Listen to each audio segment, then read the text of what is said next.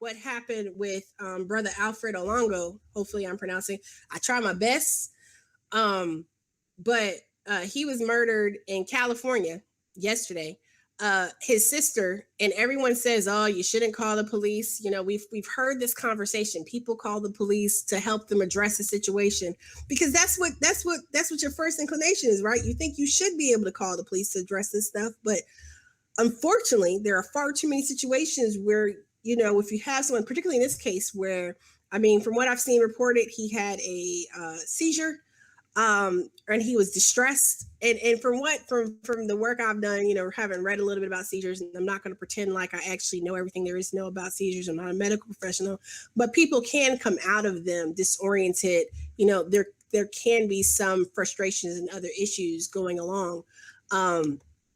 But when she called this area, they actually have a provision for handling people who are physically or mentally distressed in some way.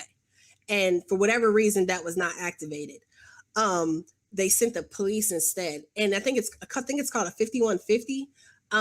That information was conveyed to the police. So they knew what type of situation they were arriving to when they arrived. There are far too many instances when the police are called to handle someone who is mentally, emotionally, or otherwise distressed or incapacitated, and they end up either harming them further or actually killing them. And there is a need to have a conversation about how we handle not just responding to people who might have some type of mental, emotional, physical, some type of distress, right? Because think about it, just think about being distressed in just your regular life, right? Like you're not necessarily thinking clearly, you know, just even think about just a moment in time when when something just has happened, whether, you know, you lost your train of thought, just real simple, on a real simple level, right? If you get distracted, you get distressed, it happens to the best of us. It happens to all of us at some point in time. You're not necessarily, like, my kids would be like, mom. I mean, again, this is a very simplistic example, but at the same time, it is not inconceivable by any stretch of imagination that somehow in the moment of being a distressed person, you're not necessarily paying attention to the fact that somebody is trying to give you commands. You know, that is probably actually the worst thing you can do in that scenario to somebody. And the fact that they were put on notice, there was a brilliant series of tweets I saw before I got on, and it talked about how we need to stop requiring police to do more. You know, we expect police to be social workers, mental health service providers, all this whole long list of things they're supposed to be able to do, instead of actually providing funding to properly handle and address such situations. Police don't need more training upon training upon training. They just need to not be doing it, because it's clearly not within their capabilities to be doing so. Now, is it to say that no police officer ever has been able to deal? No, because there was another incident I saw earlier. A white man had a gun, waving a gun around. They were able to call in a negotiator and another provider and someone else, and they were able, several hours later, they were able to get everything resolved. There's a picture floating around of Alfred with the two cops moments before he's shot, that's been released by the police officers, and it looks as if he is holding a gun.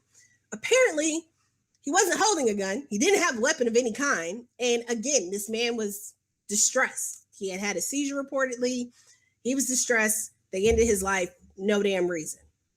And when these incidences happen, instead of the police department, instead of the police taking the onus, taking responsibility and accountability for what went wrong, what they did wrong, whether intentionally or unintentionally, instead of that happening, they do dumb shit, like releasing pictures that look like someone is armed and dangerous, as if they had no choice. Because what do they want to do? They want to convince you, Joe Q public, that they were justified in their action.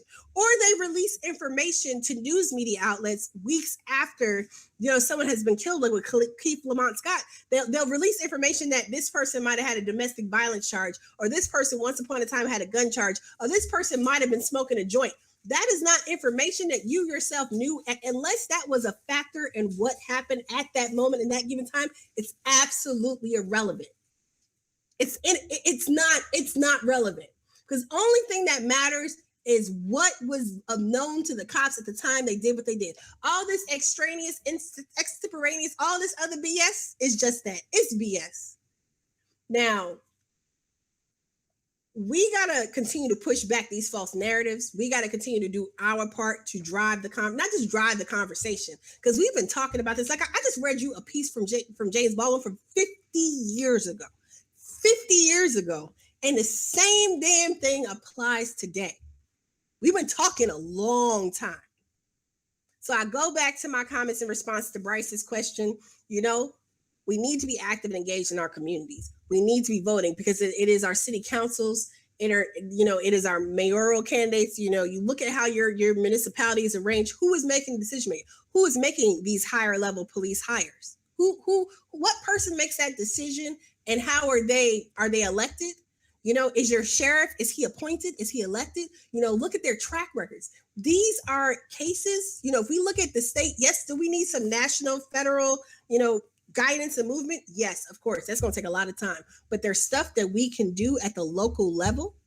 There are cases that we can address at the local level and push and demand accountability and action. But we also need to be clear about what we're specifically asking for, what that looks like, what we're demanding, and how we want it. We can't leave it up to these people over there that don't give a damn about us anyway to making a decision. And yes, I'm talking about what's been affecting predominantly Black communities, but at the same time, let's be real. For everybody who says, well, they kill white people too, then you know what? You need to get up off your ass and get moving in your community and make sure that stuff stops, because it's not right. It's absolutely not right. Human life is valuable, it's sacred. And like I said, I've said it before, I'm not going to sit here and pretend like there has never been any situation ever in life where it was necessary to use some type of force. I'm not going to say that. But what I will say, in these situations that do pop up, your response should not be, well, they do it to other people too. It's not right. It's not right. It's illegal. It needs to be addressed as such. So we're going to continue having this conversation over the next several weeks. Starting Friday, we will have our first Progressive Army panel addressing police violence and systemic racism. We will tweet out, you know, the information and stuff like that. Got a great line of panelists set up for you guys. I will be moderating. Yay, more of me. Aren't you excited? My panels are pretty sweet, so you definitely need to check it out. But this is a conversation we got to keep having, you know, and I'm like I said, shout out again to Councilman Williams and the other 7 council people who are standing with him in solidarity and addressing these issues. Definitely, like I said, check the brother out, follow him on Twitter, check some of the other council people out, follow them as well, because they need our support. I mean, it doesn't matter that we're not among their constituents. People need support because these are hard times we're facing. I'm not going to necessarily say this is exactly like the 60s. I can't say that because I wasn't there. But I do know that history repeats itself. I do know that things happen in cycles. That is well documented. And I do know that we are in for a rough ride. Don't matter who's at the top of the ticket, but vote. You need to vote. You need to vote. You need to vote. You need to vote. And I think that the message from Jesse Williams about voting and getting involved in the process, I think it's absolutely consistent with everything we say here at the Benjamin Dixon Show, Progressive Army, The Way with Noah. I think it's absolutely consistent with everything that Dr. Glaude has talked and written about in terms of the blank out vote. I'm not worried about the top of the ticket. What I'm worried about is the down ballots. I'm worried about people like Jesse Smith from Alabama getting the support they need to turn the tide, to be in Congress, to be an advocate and champion of the people. I'm worried. You know what I'm saying? I'm worried. No, that's what I'm concerned about. That's what I want to see. But I need you to help and talk to your friends and family. I know some of us got Trump supporters in the family, things like that.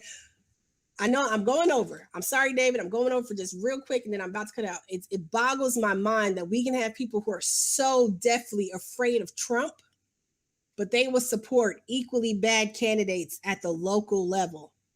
Whether it's your governor race, like in West Virginia with alleged Democrat Jim Justice. I almost called him Jim Jones. He looks a little scary. As opposed to the Mountain Party candidate, Charlotte Pritt, who is the Green Party state affiliate for West Virginia. You guys definitely, if you're green, even if you're not green, if you just believe in supporting progressive candidates, go check out Charlotte Pritt for governor for West Virginia. She that's somebody who needs to be boosted and lifted up as well. So there's a lot of people out there. Please continue to send me information about good progressive candidates, because as much as we can get shine and light, if you do any writing, write op-eds, write letters to the editor. You know, if you can, whatever you can do a lot more. That's the one thing I keep saying it to you. That's the one thing that we definitely got from the Bernie Sanders movement over the past year that can't nobody take away from us. We have the power, the energy, determination, and the wherewithal to make it happen. We just got to do it. So I appreciate you all for hanging in tonight. Definitely join us Friday night at 8 p.m. Eastern time. We'll be having a panel. We're going to have several more panels after that. We're definitely, still working on lining folks up. Appreciate you guys for hanging in there with me tonight. So I'm going to leave you with a closing quote. Actually, Alicia Garza, one of the founders of co-founders of Black Lives Matter, is speaking, or she was speaking this evening at the University of Chicago. And I just saw some tweets earlier, just talking about, her speaking engagement, stuff like that. But I saw a really great quote from her that I wanted to read because, like I said, it was powerful. This is my closing quote, and then we're out. Change will happen when everyday people govern our communities. When politics is not a career, it's a responsibility. So I absolutely agree with that. Change happens when we make it happen, when we decide that we're going to rise up from the ranks and demand better consistently over time. So I appreciate you guys for hanging in there. Thank you so much. Like, subscribe to the Benjamin Dixon Show channel. Go check me out on The Way with Anoa on my YouTube channel, thewayofanoa.com, for other podcasts and stuff. I do 2 to 3 a week in addition to my show. And without you, we can't do this. So however you can contribute, share, help, get at us. All right. Peace.